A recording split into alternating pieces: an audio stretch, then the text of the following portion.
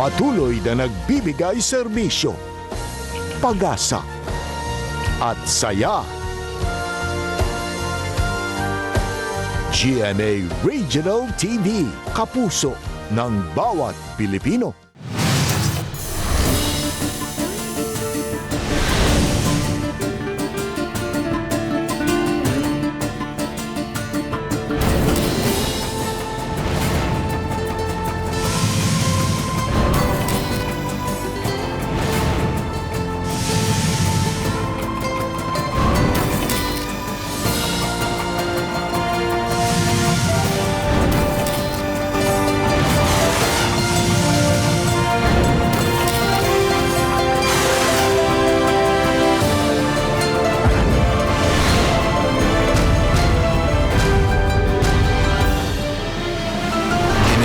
GMA Regional TV, Balitang Bisdak.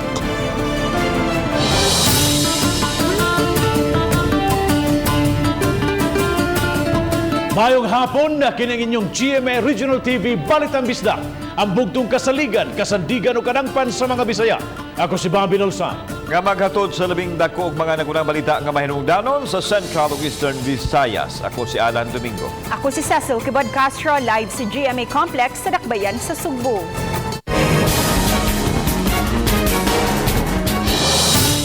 Pabiling gibahaan ang pipila ka mga lungsod sa lalawigan sa Camarines Sur, subay gihapon sa nasinating bagyong Ulysses.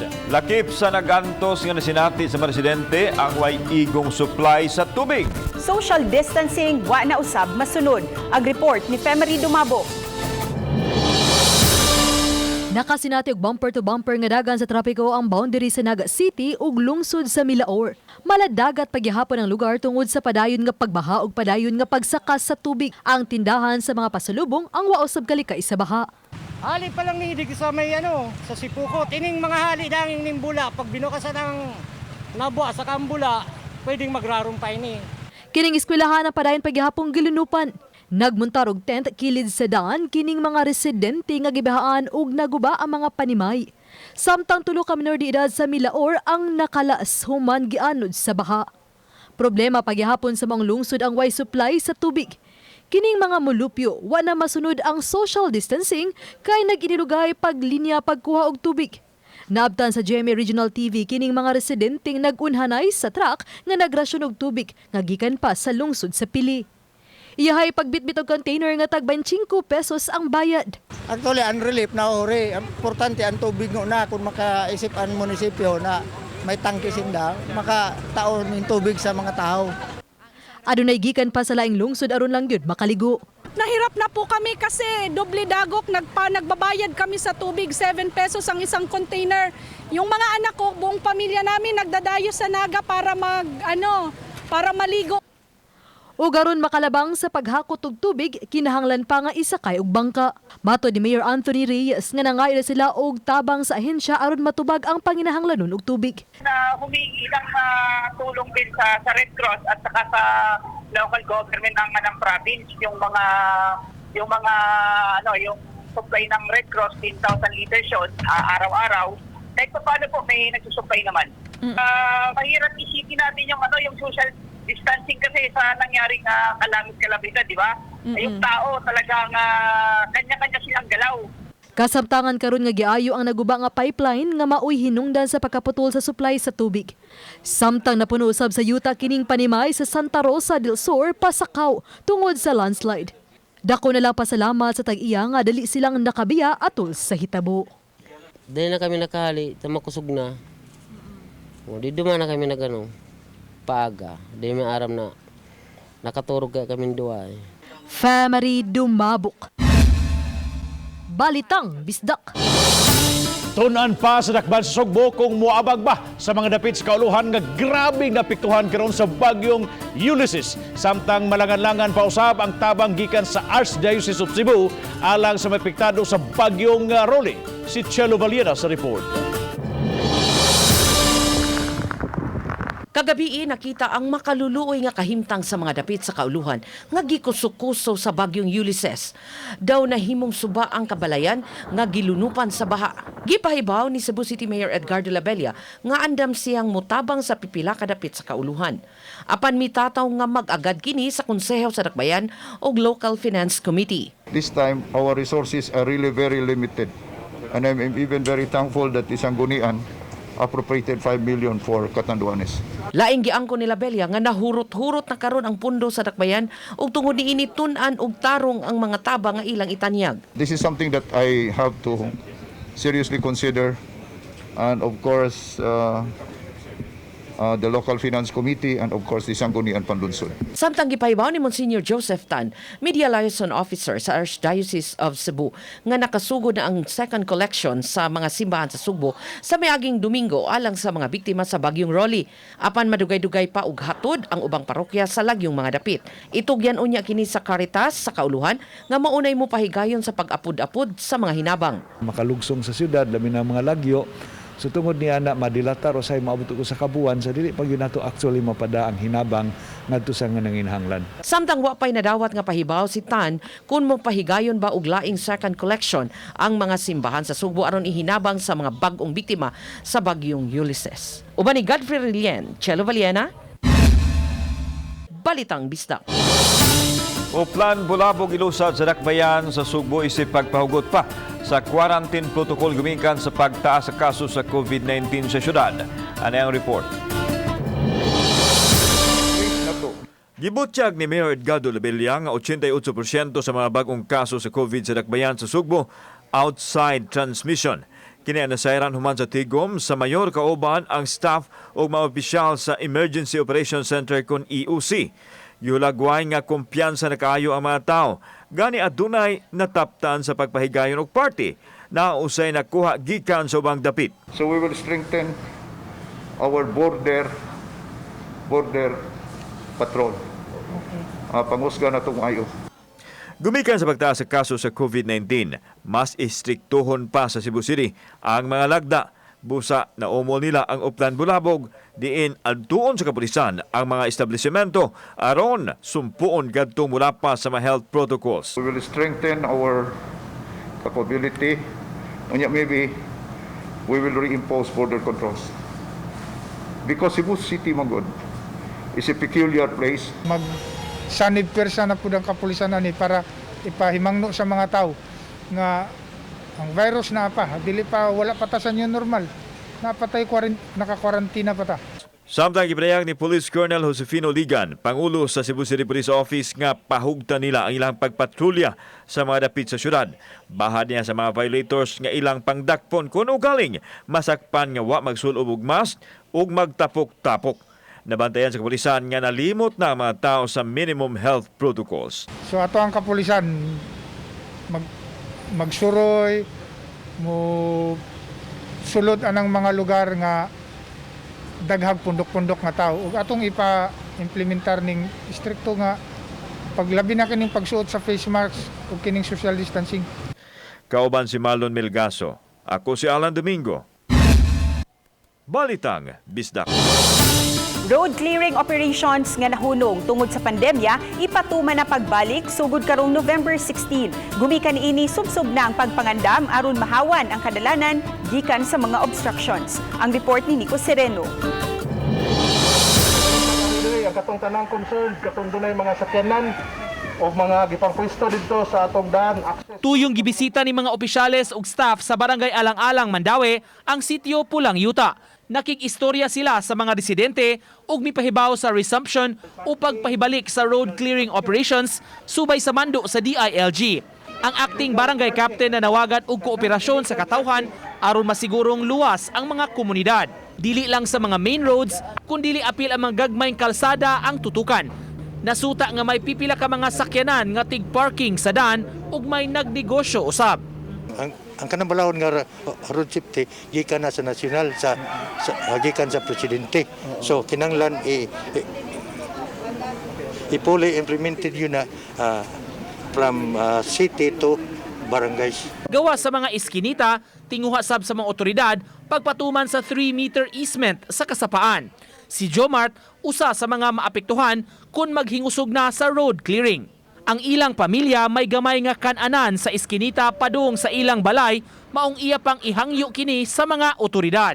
Kaning multicab na mo, kaning sakyanan na mo, na may daghang opsyon na ni. Pwede man mi mo parking og lain-lain kuan. Kanang asa mi parking bayad lang mi. Pero kanang tindahan na mo. Kay diha mong good labi na kung mga igsuon na diha kwa. Kanang matawag ta o kanang secluded road bitaw, kanang sudlonon, importante kayo kay inang kay sa ako nang gikaingon ang disaster kung moabot simbako. Uban ni June Solon, Nico Sereno, Balitang Bisdak.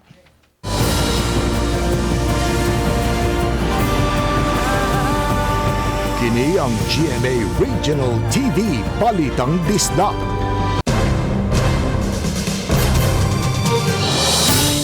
Taliwa sa naglagiting nga kainit sa adlaw, gipahigaw ng send-off ceremony sa 32 ka mga sakop sa Philippine Navy o gadulan sa 60 ka mga kawani sa Cebu City Government nga naglangkob sa Tabang Catanduanes. Si Chelo Valiena sa report.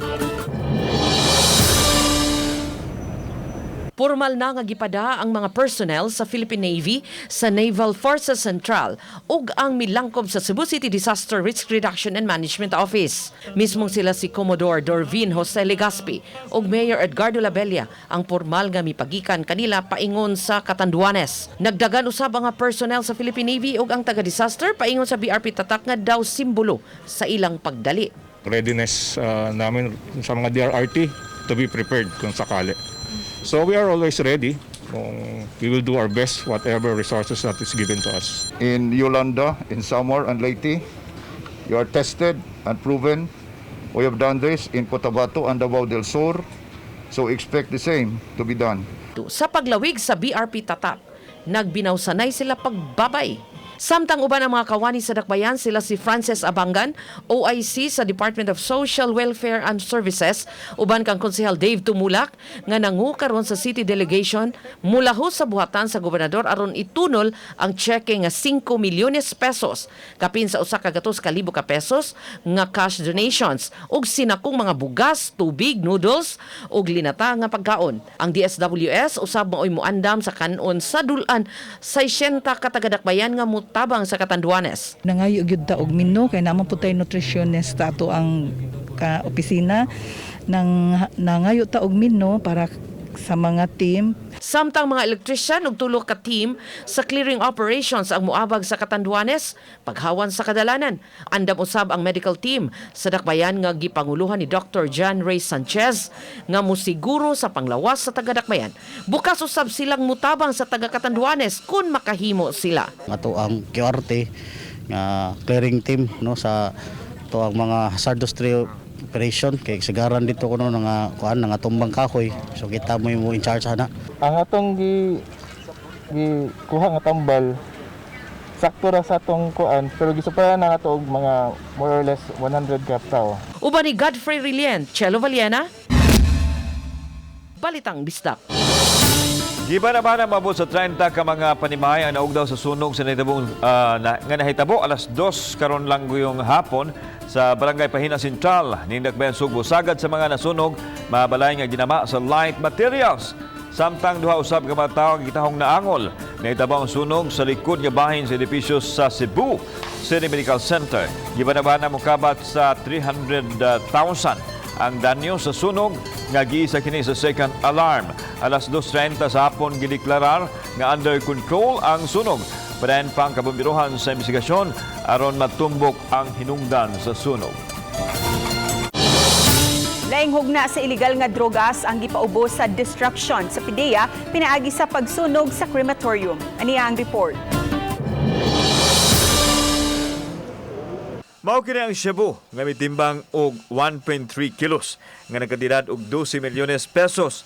Apil sa gisunog ang mga marijuana o ubang kontrabando nga nasakmit sa PDEA o PNP. Gipresentar una gini sa Kimes isip ebidensya sa wapa sunuga din ang kalihukan kitambungan usab sa kapulisan, Department of Justice ug ubang mga partner agency. Ang ato ang methamphetamine hydrochloride o shabu mo worth mo timbang og around more than a kilo. Yang atong marijuana is more than 21 kilos plus ecstasy and kaning expired medicinal drug. Sumanga ni Director Levi Ortez sa PDEA-7 nga dunay pagtugot gikan sa korte ang illegal drugs destruction. Gusto nila ipakita sa publiko nga gipangguba ang nasakmit nga mga kontrabando. Kini nunod sa pagduda nga adunay pag-recycle sa drugas ug labaw sa tanan isip pagtamod sa kamanduan sa presidente. Gipasabot sa opisyal nga kinahanglang mosubay sa proseso ang pagguba sa mga illegal drugs nga gikan gyud sa korte. Niadto miaging buwan gisunog sa krematorium ang 11 ka kilong shabu. Muna siya na-approve sa court, no? Kaya as much as we would like to destroy all evidence na nasa court karon, pero wala pa magud siya ma-aprobahe kay pending pa ang kaso. So kanila sa ang atong masunog. Pero sunod-sunod na ni ang atong destruction. Kauban si Marlon Melgaso, ako si Alan Domingo. Balitang Bisdak.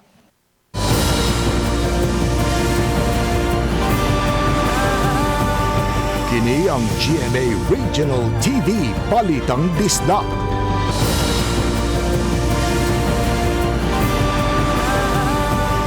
Kini ang GMA Regional TV Balitang Bisdak.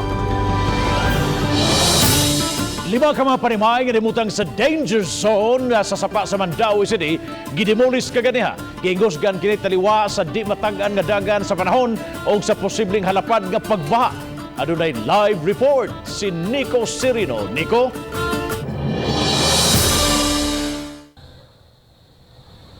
Yes, Bob, hapsay ra nga napahigayon kaganiha kining clearing operation sa pipila ka mga balay nga nagbarog sa 3-meter easement zone. Gipangunayan sa mga personnel sa Housing and Urban Development Office Kunhudo ang paglimpyo sa mga panimay sa sitio Liong, Barangay Alang-Alang. 5 ka mga balay kilid sa sapa sa Butuanon ang apektado. Una nang napadad-an og notice ang mga residente kabahin niini. Pipila ka semana ang nakalabay atol sa waypuas nga bunok sa uwan ug pagsuylag yun sa level sa tubig dinhi sa Butuanon River milapas sa taw ug gani halos mitupong na sa mga Pinoy-anan dinhi ang level sa tubig. Kinahinungdan nganong ang mga otoridad naghingusog sa clearing nini mga Pinoy-anan sa nahimutang sa danger zones. Matod sa City Hall, una nang nalimpyo ang dapit apan namalik ang pipila sa mga nanimuyo. Re-clearing kay ato naman silang gitrabaho niaging 2 ka tuig. Natagaan sila ka assistance. Nya nahibong na lang ang barangay official sa barangay Alang-Alang nga nibalik sila. Nilapas jud ang tubig sa Butuanon River sa ilang mga panimalay. Nga nasa po'y naanod ato na balay. And dili ta maghuwat na nay makalas na kinabuhi na diha na ta mo aksyon. Ang mga naapektuhan na balaka sa ilang dangatan labi na rong panahon sa krisis ug pandemya. Aminado sila na bahaan pipila ka semana ang milabay apan wa sila'y kapaingnan. Makasabot man ko nga dili ni papuyan ba critical ba pero wa ko lang choice kay ngano mo pay na naataron sa kuan sa pandemic. Nyog mangabang ko asa man ko ikuan nga wala man ko trabaho mo nang nibalik ko nganhim asa man mi puyo nga wa man mi gata nga kabalina namo pait kayo nya okay na tong uban bahala na lang mangita nya puro bayang mi way trabaho nya napay ako mga anak mga apo nag-eskwela. Matud sa tagahudo og barangay hugot nila nga i-monitor ang dapit kun dili ba tukuran pagbalik sa ilang mga Pinoy-anan. Giklaro sa tagahudo Bob nga nahatagan og assistance kaniadto kining maong mga residente so wa pa sila mo balik na sab sa ilang mga Pinoy-anan samtang daghang lugar pa sa syudad ang padayon nila nga gi-monitor karon nagpabili nagbarog sa danger zone. Bob, daghang salamat Nico Serino sa imong live report. Siyam ka mga driver sa traditional public utility jeepney nga taga-dakbayan sa Talisay ug lungsod sa Minglanilla nasutang positibo sa COVID-19.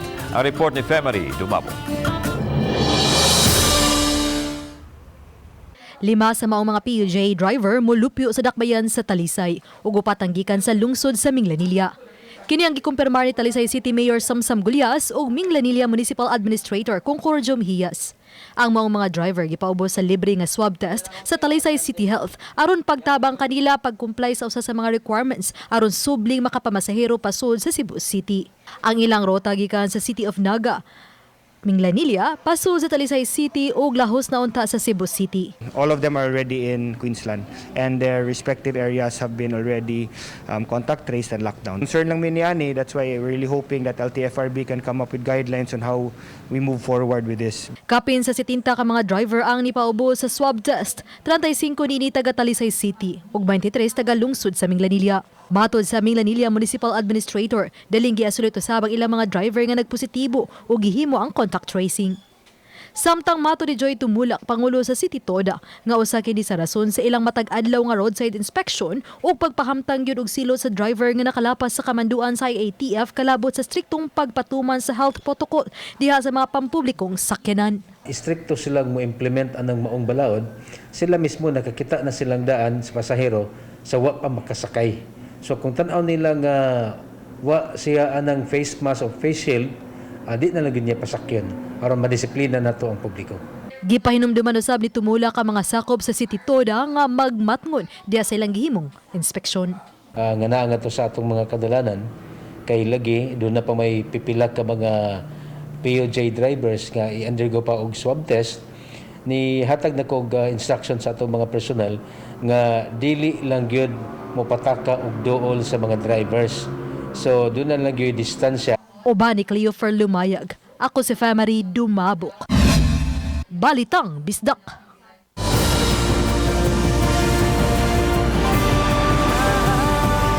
Kini ang GMA Regional TV Balitang Bisdak.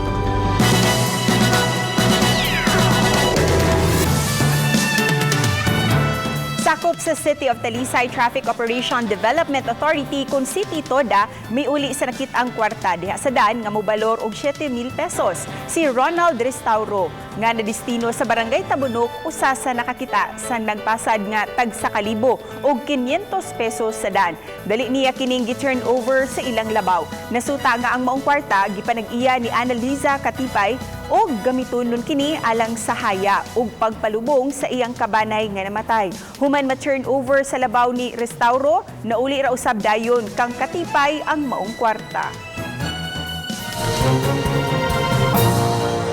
Maayong adlaw mo, kini ato ang latest weather update karong adlawng Biyernes, November 13, 2020. Hingpit nang nakagawas si Typhoon Ulysses sa ato ang Philippine Area of Responsibility ganihang alas 9:30 sa buntag.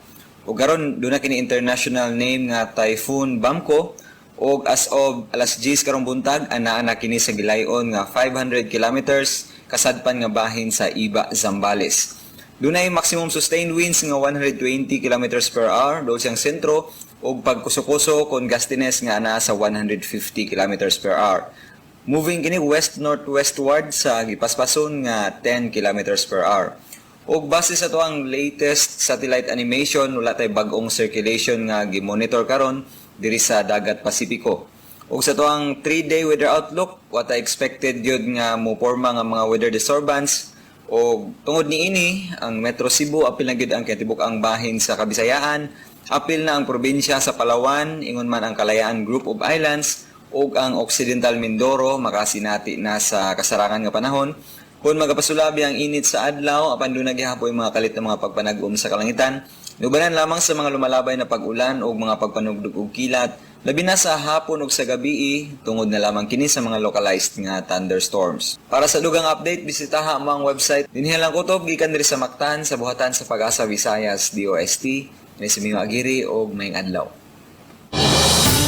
Daghang salamat sa mga kapuso nato apil na ang nasagawa sa nasod nga nikisayon sa mga dagko ug mga nagunang balita sa rehiyon. Ako si Alan Domingo. Ugi ka namong tanan dinhi sa Central ug Eastern Visayas. Ako si Cecil Kibod Castro. Ang inyong balita, among balita kay matag lokal nga balita mahinungdanon. Kini ang inyong GMA Regional TV Balitang Bisdak. Buong puso para sa Pilipino. Ako si Bobby Nalsaro. Og 42 ka adlaw na lang. Pasko na. Mayong hapon mga kapuso and happy weekend